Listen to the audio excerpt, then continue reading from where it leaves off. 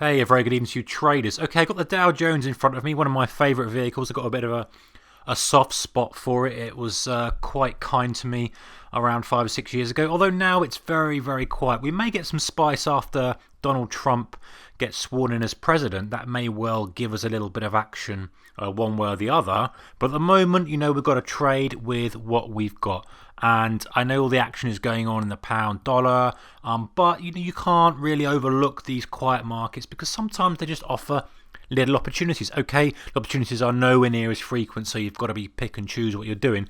But I've got something for you today which I've often used. Sometimes I roll it out, sometimes I leave it, sometimes it's not that good. But when you're in this kind of environment, and while we're here and while we're range bound, let's use a range bound strategy. We may break tomorrow after this video. I don't know. We may be range bound for another few weeks. But this is the kind of thing that I've been looking at. Let's have a look at a 5-minute chart. And this, by the way, this is not for Dow, it's just for Dow, it's for DAX, it's for anything like that. Generally the indices. This white line here is called the Vwap, and that's the volume weighted average price. If you're not familiar with it, very, very quickly, it's kind of a moving average, but it's weighted with volume. So if 10 contracts are traded at one level and one contract is traded at the next level, the volume weighted average price will be weighted towards where the volume is done. So it's actually more of a true representation of what's going on.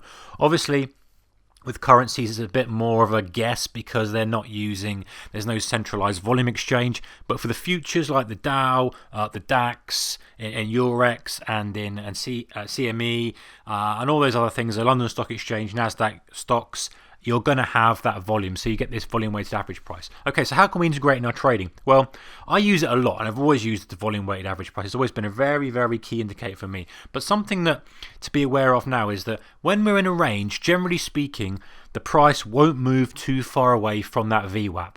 Especially late in the day. Early in the day it's a little bit different because you're just getting settled. It's just starting to get a little bit of a rhythm going. But later in the day, after the first few hours, you would tend to find in a range bound environment that it doesn't want to go too far away from it. Now, why is that? Well, I know for a fact that institutions use it as a benchmark if they are trading in the day, or if there's an algo trading that's trying to split up an order, a stock order or a futures order over the whole period of the day. It will slice each of the order into increments and then put that in the market as it sees volume coming through. So in the first minute, maybe it sees 1,000 shares, it will put maybe a proportion of that through so that it makes sure it gets the VWAP and it will try and beat it for its clients. Algos are trying to do that, institutions are trying to do that. So everyone's watching it. Not many retail traders watch it actually, surprisingly, but it's one of my very, very favourite things. It's available on most charting platforms.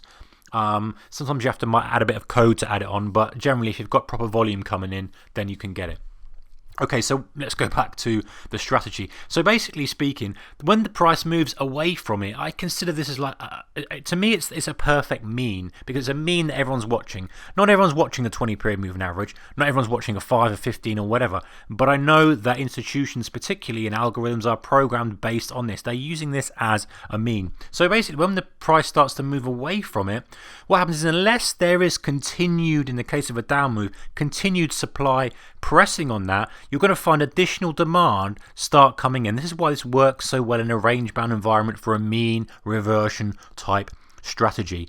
Because unless that pressure is really kicking into it, basically it's going to take, all it's going to take is for that pressure to back off, and you're going to see more sort of casual buying, I call it, coming in, causing this to rebound up. And that's exactly what we've been getting. If you scroll back, and I'll scroll through here and just show you, this is 24-hour by the way, but even during the trading day, you can see we get pushes away from it's like a rubber band, comes back in, overshoots one way, overshoots the other, and we very rarely get a move over 100 points away from the VWAP. And if you look back, I can scroll through loads here, but this is kind of the way I've been structuring my trades. But what I've been doing is looking for a mean reversion trade when we get past a certain point in the VWAP, depending on what I'm trading. So what you could do is, if you're very strict with your trading criteria, you could say, okay, I'm not going to take anything unless it's 100 points away from the VWAP.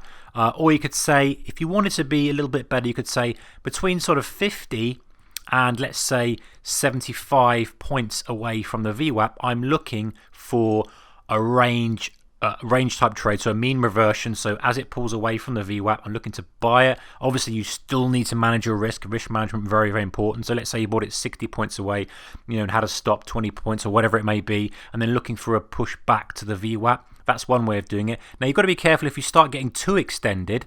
Then obviously there is selling demand coming in, or there is buying demand if it's to the upside. So you've got to be careful you're not getting caught on a trend then. You've got to, of course, always have your risk management in place. But if it's just flicking around back and forth and you're looking for that kind of trade anyway, perhaps it's moving to a support level, perhaps it's moving just under a prior day's low, or something that just bring a little bit of liquidity in and maybe something you would play anyway, and you get an extension away from the VWAP, you can do what I call adding layers of edge to your trade. So you start to frame the trade a little bit better and start to say, okay, well, normally speaking, and that's all you can do as a trader is look normally and say, well, for the past 25 days, we haven't really extended away from the VWAP. I'm going to look to add that as a bit of a tool to take a counter trend trade.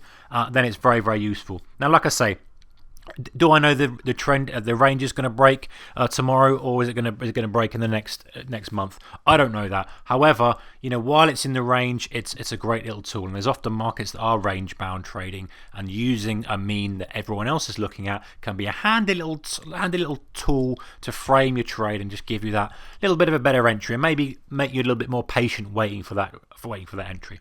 Anyway, hope that's of interest. It's a great little indicator, that, if you can call it that. I've been using it for probably over a decade now, and I love it. I can't have my charts without it on. Anyway, guys, back to another video soon. Take care.